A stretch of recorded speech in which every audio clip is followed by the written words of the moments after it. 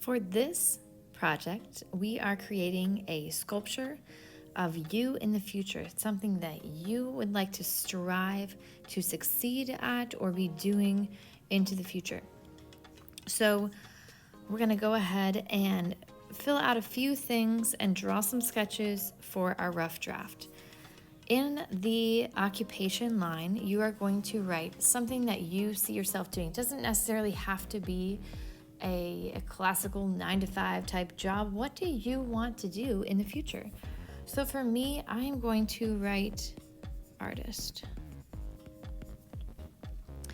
And what we're going to draw in this box right here is a picture of a gesture drawing that shows a movement in which an artist, in my case, would be found in. So I'm going to write down here that it is going to be situated in an active painting position. So think about, what did you write down for your occupation or future goal that you like to strive for? What is something that they do, or how can I show that activity, job, occupation, whatever, through figure movement? So I'm gonna go ahead and a gesture drawing, is quick sketches. I am quickly drawing out sections of the body. I'm gonna probably end up going outside of my box here. That's okay. My painter is going to be standing. And really what's important here, I'm gonna be looking from the side, is the arms.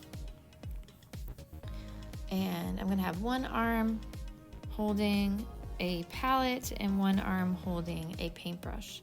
So I'll keep the palette down here, not sure what's going on there. I'll keep the palette here and draw some paint on it. And in this hand, I'm gonna have a paintbrush. I'm not sure exactly how I'm gonna position that paintbrush for the final, but there is kind of a brief, quick sketch of how I'm gonna position my sculpture. Moving to the right, the cut paper options. So these, add another layer. These things here are actually going to be made out of cut paper. So I need to plan those out. So my first cut paper option is a paintbrush. And my second one is going to be a palette. So think about, what objects could I include in my sculpture that I'm gonna make out of cut paper to show my occupation a little bit more clearly. So my paintbrush is gonna look a little better than this, but layer one is going to be the handle.